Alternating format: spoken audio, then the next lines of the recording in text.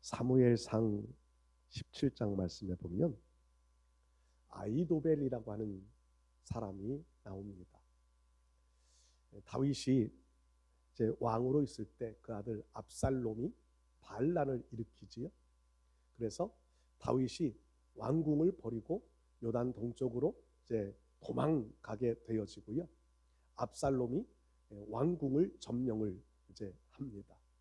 그때 압살롬에게 책사와 같이 조언을 해주고 정책을 제시하고 하는 사람이 아히도벨이라는 사람이었습니다. 다윗이 이제 지금 왕궁을 버리고 도망하고 있는데 이 아히도벨이라는 사람이 다윗 도망가는 다윗을 빨리 쫓아가서 다윗을 빨리 죽이고 이제 압살롬이 완전한 왕이 되게 하려고 하는 계획들을 세우고 보고합니다. 그때 이 압살롬에게는 또 다른 제안하는 사람이 하나가 있었는데 후세라는 사람입니다. 다윗 편에 서 있는 사람인데 우의장에서 이제 압살롬 편인 것처럼 이렇게 앞에 서요. 그리고 아히도벨이 다윗을 빨리 죽여야 한다라고 하는 계략을 세울 때 후세라는 사람이 그와 반대 계략을 보고합니다. 다윗은 용감한 왕이었기 때문에 전사이기 때문에 지금 도망을 가고 있어도 백성들과 함께 거하지 않고 어느 곳에 숨어 있는지 우리가 모릅니다. 자칫 잘못했다가 우리의 군사들만 죽을 겁니다. 그러니까 지금 공격하지 말고 다윗이 어디에 있는지를 파악하고 난 다음에 전 군사들이 가서 밧줄로 그냥 어디 숨어 있으면 산이라도 끌어다가 바다에 던지듯이 그렇게 전부 가서 다윗을 공격합시다. 이런 제안을 합니다. 후세의 제안은 다윗에게 시간을 좀 벌어주려 하는 제안이었고요. 아히도벨이라는 사람은 당장 다윗을 죽이자라는 의도의 계획이었습니다. 근데 압살롬이 후세의 제안을 옳게 좋게 받아들입니다. 그러니까 이 아히도벨이라는 사람이 자기의 제안이 무시되어진 것 때문에 모든 것을 버리고 내놓고 고향으로 내려가서 목매달아 자살하고 맙니다. 제가 이런 말씀을 드리는 이유는요, 아히도벨이라는 사람이 머리가 참 좋은 사람입니다. 압살롬에게 있어서 없어서는 안 돼. 압살롬이 반란을 일으키고 다윗이 도망갈 수 있었던 배경에는 이 아히도벨이라는 사람의 전략이 있었기 때문입니다. 그런데 그가 한번 자기의 정책, 자기의 제안이 무시되어졌다, 받아들여지지 않았다라고 하는 이유 때문에 고향으로 돌아가 목매달아 자살을 했다고 하는 것. 저는 이 말씀을 읽을 때 이런 생각을 해보았습니다. 사람들이요, 뭔가 하나를 잃어버리면 아히도벨에게 있어서는 신뢰를 잃어버린, 아니면 명예를 잃어버린, 자기의 권력, 권위를 잊어버린 이런 상태가 되겠지요.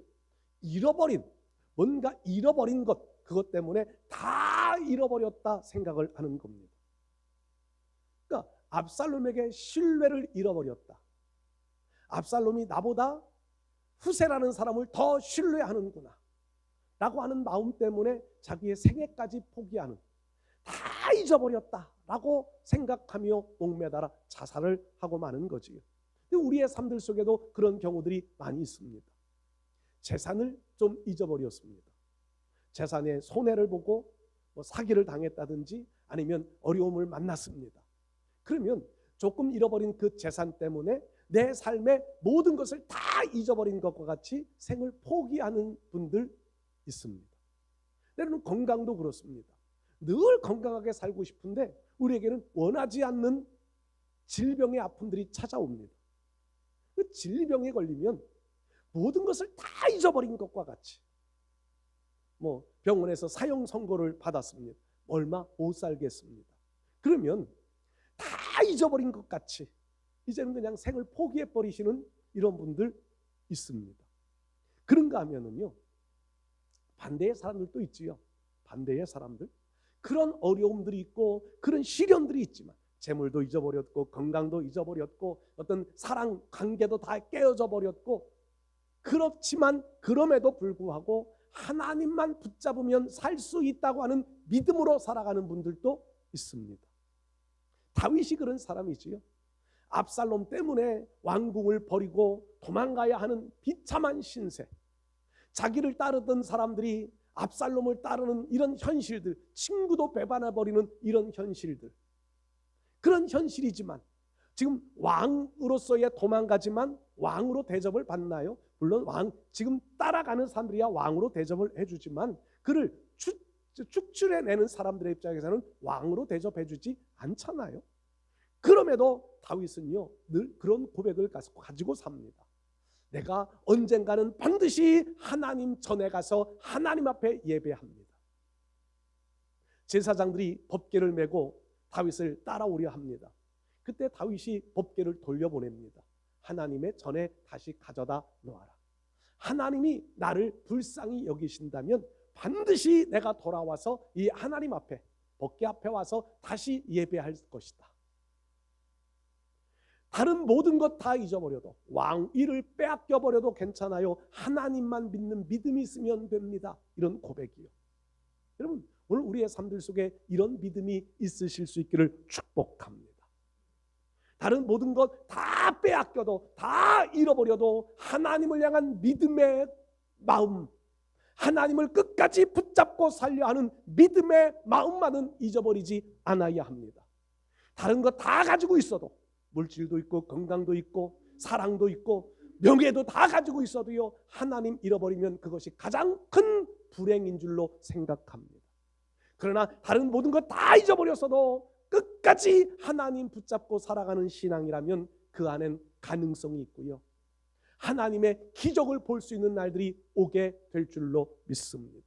우리는 끝까지 하나님 붙잡는 신앙이 되어져야 할 줄로 믿습니다. 히브리서 11장의 말씀을 우리가 읽었는데, 히브리서 11장에 믿음의 조상들의 족보입니다. 믿음의 조상들, 그들의 한결같은 공통점들이 바로 그런 겁니다.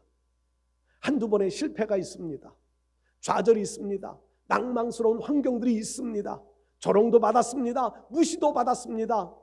그러나 그들은 끝까지 하나님을 신뢰하는 믿음을 붙잡고 살았습니다. 그래서 그들은요, 훗날 이 히브리서를 기록하는 저자는 그들을 믿음의 영웅으로 올려놓고요, 믿음으로 누구누구는, 믿음으로 노아는, 믿음으로 아브라함은, 이런 표현을 써가면서 믿음의 증거를 가진 사람들이다, 증거를 가지고 있다. 오늘 2절에도 그런 말씀드렸는데, 선진들이 이로써 증거를 얻었느니라. 그들은 그들 나름대로의 믿음을 가지고 하나님 앞에 인정받는 증거가 있었다는 겁니다. 오늘 우리의 믿음도 하나님 앞에 믿음을 가지고 살아가는 우리들도 하나님을 믿는 믿음의 사람으로서의 증거들을 가지고 살아가실 수 있기를 축복합니다. 이런 사람들이 하나님의 영광을 높이 드러낼 수 있겠지요. 우리가 어떻게 하면 하나님의 영광을 나타내는 신앙인으로서의 모습을 가질 수 있을까? 많은 것들을 생각하는데 그 중에 가장 중요한 것이요, 하나님이 주시는 비전을 붙잡아야 되겠다라는 마음을 가졌습니다. 하나님이 주시는 비전, 하나님이 주시는 계획, 하나님이 가지고 계신 계획을 우리가 볼 수 있다면 그것이 하나님의 비전이지요.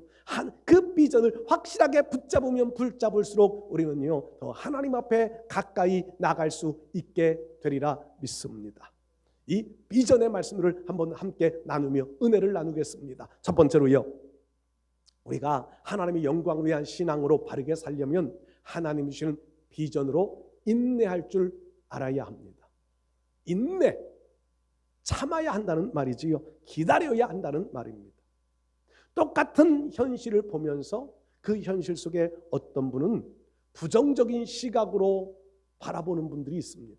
똑같은 일들인데 안 돼, 망했어, 끝났어. 부정적인 시각, 부정적인 말을 하시는 분들이 있는가 하면 어떤 분은요, 똑같은 절망적인 상황을 만났을 때 이렇게 표현하지요. 이제 하나님이 일하실 때야. 어느 부분이 마음이 편안할까요? 어느 쪽이 가능성을 더 가지고 있는 걸까요? 절망적인 마음, 부정적인 마음 가지고 있으신 분들은요, 사람들도 좋아하지 않습니다. 함께 어울리는 목사님들 중에 그런 분들이 있어요. 그냥 매사가 부정적이에요. 불평이에요. 부정적인 마음을 가지고 있으면 불평이 많아지고요. 불평이 많아지면 원망도 생겨지고요. 불신으로 점점 치우쳐갑니다. 그런 분들 주변에는요, 사람이 없어요. 점점 사람이 떨어집니다. 근데 어떤 분들은요, 똑같은 상황인데 긍정적으로 사용합니다. 이제는 올라갈 일만 남았어. 이제는 더 잘 될 일만 남았어. 더 이상 나빠질 게 있겠어? 긍정적인 시각으로 긍정적인 표현을 하는 사람들이 있습니다. 그런 분들은요, 다른 사람들 향한 열린 마음을 가지고 있더라고요. 그런 분들은요, 다른 사람을 도울 수 있는 마음의 자세도 되어져 있고요, 자기의 어려움도 이길 만한 힘을 가지고 있더라고요. 여러분, 오늘 우리 사랑하는 성도 여러분들이요, 하나님이 주시는 비전을 가진 사람들은요, 긍정적인 시각을 가지고 살아갑니다. 그 긍정적인 시각은요, 나로 하여금 참고 기다리고 인내할 수 있게 만드는 요소가 되어집니다. 막연하게 기다리는 게 아닙니다. 막연하게 그냥 참는 게 아닙니다. 오늘 우리는 하나님의 언약이 있기 때문에 언약을 붙잡고 기다리는 겁니다. 하나님의 비전, 언약이에요. 언약이 있기 때문에 인내할 수 있는 겁니다. 아브라함이 75세의 나이에 하나님이 나타나셔서 그에게 비전을 주시지요. 하늘의 별과 같이 바다의 모래와 같이 자손을 많게 하겠다. 그런데 아브라함의 나이 86세가 되어도 자녀가 생기지 않습니다. 그래서 자기의 수단 방법으로 하갈을 통하여 이스마엘을 낳지만 하나님이 기뻐하지 않으셨습니다. 100세가 되어 99세가 되어서야 하나님의 분명한 비전을 또 확인시켜 주십니다. 너와 내 아내 사라를 통하여 자식을 줄 거야. 여러분, 25년의 기간이 흘러가는 거지요. 그런데 그렇게 오랫동안 아브라함의 마음속에는 자식을 붙잡고 있는 것은 하나님이 주신 비전 때문이었습니다. 자기 몸에 죽은 것 같은 사라의 태 끊어진 상태. 그렇지만 하나님, 전능하신 하나님이 하신 약속이기 때문에 그 약속을 붙잡고 기다릴 줄 아는 겁니다. 이게 비전 가진 사람의 인내입니다. 야곱, 베델에서 이제 바단 아람으로 도망가는 도중에 베델에서 잠을 자다가 하나님의 환상을 봅니다. 하나님의 보좌가 보여지고 사닥다리가 내려오고 천사들이 오르락 내리락 하는 환상을 봅니다. 그리고 하나님의 음성이 들려집니다. 내가 너 어디로 가든지 너와 함께 있고 너를 이 땅으로 돌아오게 할 거야. 야곱이 바단 아람 삼촌의 집에 가서 20년을 지냅니다. 그냥 아내를 얻기 위하여서 14년, 재산을 모으기 위하여서 6년, 20년을 노동의 시간을 보냅니다. 하나님의 비전을 잃어버리고 사는 것 같습니다. 그런데 그가요, 어려움의 순간이 오니까 하나님의 비전이 생각납니다. 하나님이 함께 하시고 고향으로 돌아오게 하겠다. 거기에 따른 서원도 있었잖아요. 하나님이 나를 복을 주시고 이 땅으로 돌아오게 하신다면. 3가지 서원을 드리잖아요. 11조를 드릴 것이고, 그리고 내가 돌베개 하고 자던 이 돌, 여기는 하나님의 성전이 될 것이고, 하나님은 나의 하나님이라고 일컬음받게 되어질 겁니다. 야곱은 그 서원을 기억했고 하나님 주신 비전을 기억하고 다시 고향으로 돌아갈 수 있었던 거지요. 그 기간이 무려 20년이 걸립니다. 그 20년 동안은요, 하나님의 비전을 가진 인내의 시간이었으리라 생각합니다. 뿐이겠어요. 요셉 어린 나이 젊은 청년 시절에 형들로부터 모함을 당하고 종으로 팔려갑니다. 이미 하나님 주신 꿈을 꾸었습니다. 하나님 주신 비전이 마음속에 있습니다. 13년의 시간을 종으로 보내야만 했습니다. 종살이 참 힘든 감옥의 생활까지도 보내야만 했습니다. 그리고 그가 17세에 형들에 의하여 팔렸는데 30세가 되어 애굽의 총리가 됩니다. 다 이루어졌을까요? 아니요. 그것은 과정일 뿐입니다. 아직까지도 요셉에겐 이루어져야 할 하나님의 비전이 있잖아요. 꿈을 꾼 게 있잖아요. 형들이 절을 해야 하는 이런 꿈이 있습니다. 성경 말씀에는 요셉이 꿈을 생각하고 요셉이 꾼 꿈, 하나님의 비전을 붙잡고 그것이 이루어지기까지 기다릴 줄 알았다는 겁니다. 여러분, 오늘 우리가 정말 하나님의 영광을 위한 바른 신앙을 가지고 살아가려면 우리 마음속에 하나님의 비전이 있어야 되고요. 그 비전을 붙잡고 끝까지 인내할 줄 아는 신앙이 되어져야 할 줄로 믿습니다. 인내한다고 하는 것은 어려운 일이지만 다윗의 고백은 이렇게 고백해요. 고난당하는 것이 내게 유익이라. 이로 인하여 나는 하나님의 율례를 배우게 되었습니다.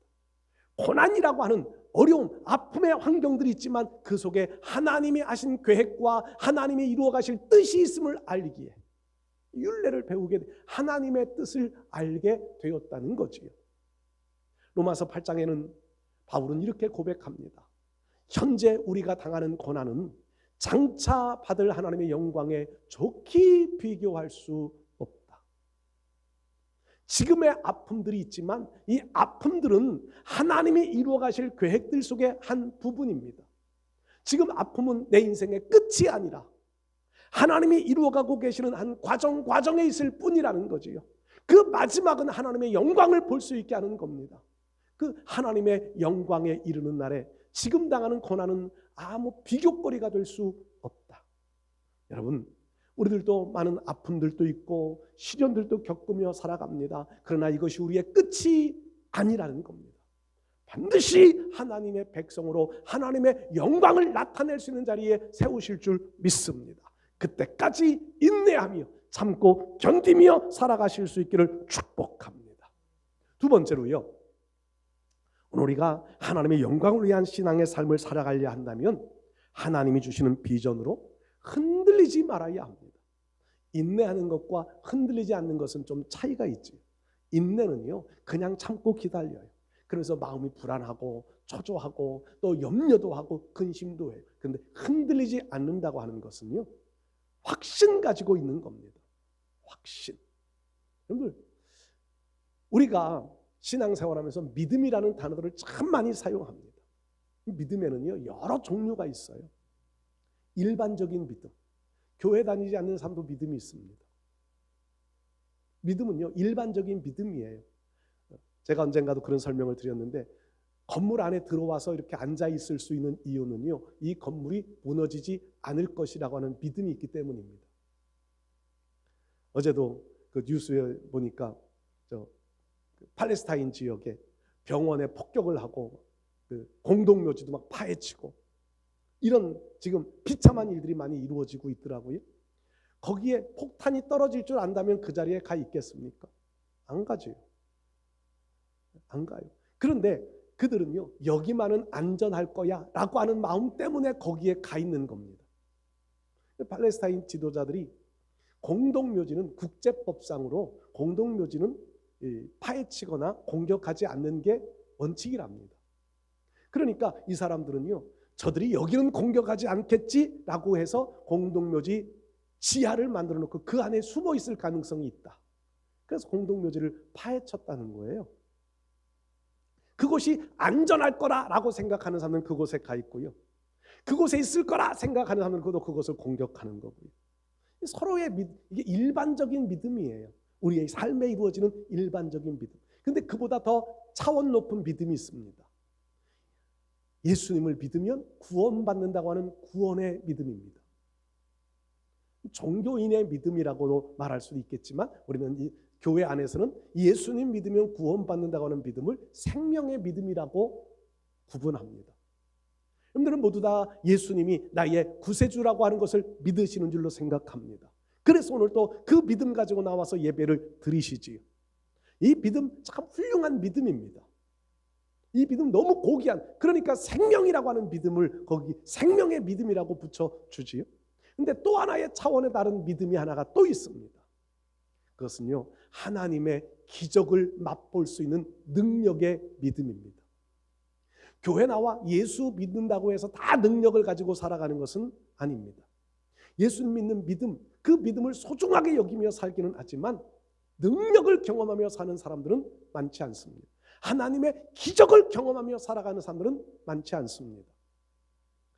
여러분, 오늘 우리는요, 구원의 믿음의 자리에 있어야 되면서 또 나아가 하나님의 능력을 경험하는, 능력을 이루는 능력 믿음들이 되어지실 수 있기를 축복합니다.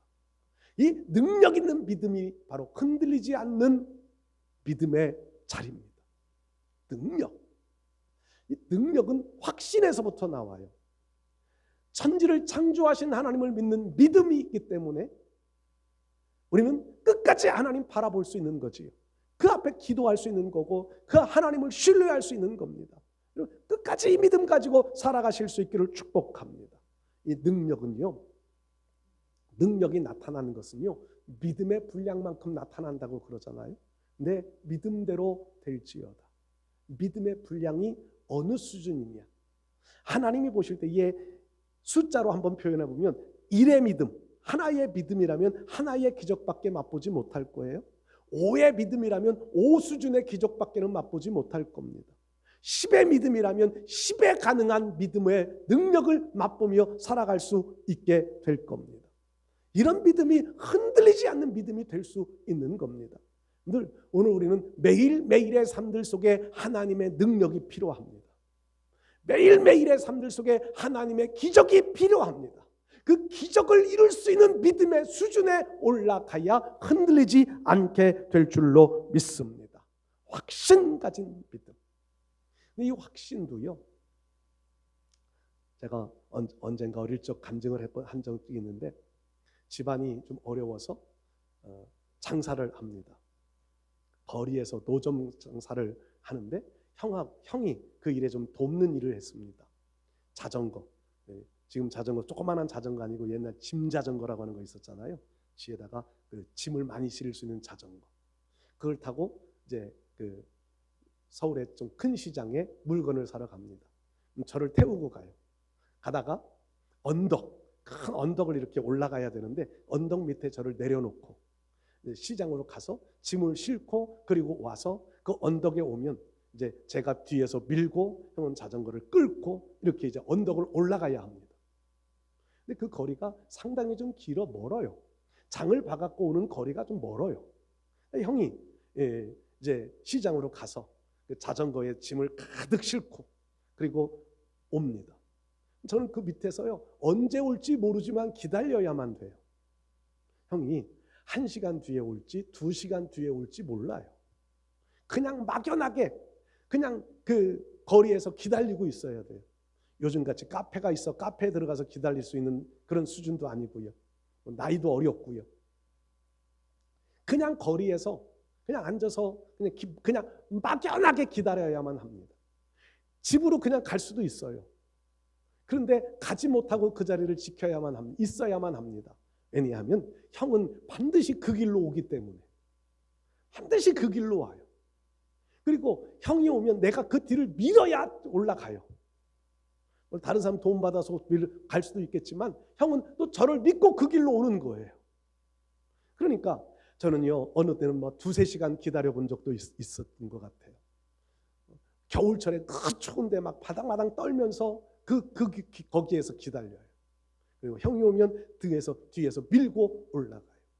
왜 저는 그 자리에서 그렇게 1시간, 2시간, 3시간을 기다릴 수 있나요? 확신이에요. 형은 반드시 이루어온다. 확신이에요. 여러분, 오늘 우리가 신앙생활하면서 우리의 확신이, 이런 확신이 필요합니다. 그냥 막연한 것이 아니라 하나님이 약속하신 것은 반드시 이루어진다. 하나님이 나에게 계획해 놓으신 일들은 반드시 이루어진다. 그래서 그 자리에서 기다리는 겁니다. 그 자리에서 흔들리지 않고 기다리는 인내함에 흔들림이 없어야 되는 거지요. 세 번째로요, 하나님의 영광을 위한 신앙에는요, 모든 말씀들의 결론인데 결국은 하나님이 주신 비전의 말씀의 확신을 가지고 말씀을 붙잡아야 한다는 겁니다. 말씀을 잊어버리면 흔들리고 흔들리기 시작하면 인내가 없어져 버립니다. 그러니까 가장 중요한 것은 말씀의 비전을 붙잡아야 한다는 겁니다. 오늘 성경 말씀에 히브리서 11장에 나오는 수많은 믿음의 사람들이 있는데 그 중에 대표적인 한 부분을 보지요. 7절 제가 읽어볼게요. 믿음으로 노아는 아직 보이지 않는 일에 경고하심을 받아 경외함으로 방주를 준비하여 그 집을 구원하였으니, 믿음으로 노아는 아직 보지 않은 일에 경고하심을 받아. 노아가 방주를 짓는 일이 120년 정도 걸렸을 거라고 추측을 해요. 왜냐하면 하나님이 세상에 남은 인생의 수가 120년이라고 말씀하셨기 때문에 아마도 120년 정도 방주를 지었을 것이라고 추측을 합니다. 그런데 노아가 살던 시대에는요, 배라고 하는 개념이 없고 홍수라고 하는 개념이 없던 시대입니다. 다만 하나님이 노아에게 말씀하신 거예요. 말씀하신 거지. 노아는 그것을 믿음으로 받았습니다. 그래서 하나님이 지시하시는 대로 배를 만들고, 그때 사람들로부터 많은 조롱도 받았을 것이고요, 무시도 당했을 거예요. 배가 필요하지 않던 시대이니까. 그런데 노아는 말씀을 받아 말씀에 의하여서 노아 방주를 짓는 겁니다. 그리고 그 방주 때문에 가족이 구원함을 받을 수 있게 됐다는 내용입니다. 여러분, 하나님이 주시는 말씀들은요, 우리의 상식과 이성에 맞지 않을 때가 허다하게 많습니다. 그러나 우리의 상식과 경험이 우선이 아닌 하나님의 말씀이 우선되어지는 삶, 하나님의 말씀에 내 일생을 걸을 수 있는 믿음이 있는 삶이 되어지면 말씀 속의 능력을 경험할 수 있게 될 줄 믿습니다. 예수님이 베드로에게 깊은 곳에 가서 그물을 던져라. 베드로의 경험으로는, 자기의 상식으로는 그렇게 해서 고기 잡을 때가 아님을 압니다. 그러나 베드로가 그렇게 고백하잖아요. 말씀에 의지하여 그물을 내리리이다. 말씀에 내 인생을 걸어보겠습니다. 하루, 고기 잡는 하루의 인생이 아니라 내 삶의 전체를 말씀에 걸어보겠습니다. 그 말씀에 주님은 네가 고기 낚는 어부가 아니라 사람 낚는 어부가 되리라. 그리고 이 베드로는 주님 따라 나선, 배와 그물을 버려두고 예수님 따라 나설 수 있었던 것은 예수님의 말씀에 일생을 걸었기 때문입니다.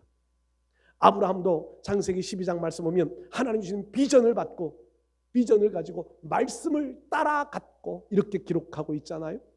말씀의 인생을 걸은 거예요. 자기 나이 75세, 이제 얼마 안 있으면 죽을 날이 다가오고 있지만 남은 여생은 하나님의 말씀에 내 인생을 걸어보겠다. 물론 아브라함 그 후에 100년을 더 살아요. 175세가 되어서야 죽음을 당하는데 100년의 삶을 철저하게 하나님 말씀에 내 삶을 드리는, 내 삶을 말씀에 맞추어 살아가는 삶을 아브라함은 살아가는 겁니다. 자기 방법대로 일을 했어도 하나님이 아니라 그러면 끊어버리고 포기하고, 이게 아브라함의 삶의 특징이에요. 하나님이 아니라면 과감하게 포기합니다. 우리도 하나님의 말씀에 내 인생을 투자해 보시기를 바랍니다. 말씀을 견고하게 붙잡아 흔들리지 아니하면 말씀대로 이루시는 하나님은 반드시 기적을 베풀어 주실 줄 믿습니다. 말씀을 쫓아 살아가는 사람, 말씀에 의하여 믿음의 반응을 보이는 사람, 말씀에 순종할 줄 아는 사람, 하나님은 그들에게 놀라운 역사를 이루어 주실 줄 믿습니다. 하나님의 말씀이 기준이 되어지면, 하나님의 말씀이 하라 하면 나는 할 수 있어야 합니다. 내 상식과 내 경험과 내 환경에 의하여 하나님 말씀에 하라 하는데도 하지 못하면 말씀에 내 인생 거는 삶이 못 되는 거지요. 하나님이 가라 하는데 내 삶에, 내 경험에, 내 상식에 가면 안 될 것 같아. 그러면 말씀에 나를 맡기지 못하는 거지요. 하나님 말씀에 나를 맡겨놓는다고 하는 것은요, 내 판단이 아닌 하나님이 말씀하시는 일에 순종하며 살아가는 겁니다. 아브라함 본토 친척 아비 집을 떠나라 할 때 떠날 수 있었던 것은 말씀에 내 인생을 걸었기 때문이지요. 여러분, 오늘 우리의 삶들은 하나님이 주신 비전이 있느냐 없느냐에 따라서 내 삶의, 내 신앙이 믿음의 삶을 살고 있느냐 아니면 그냥 종교인으로 살고 있느냐가 달라질 겁니다.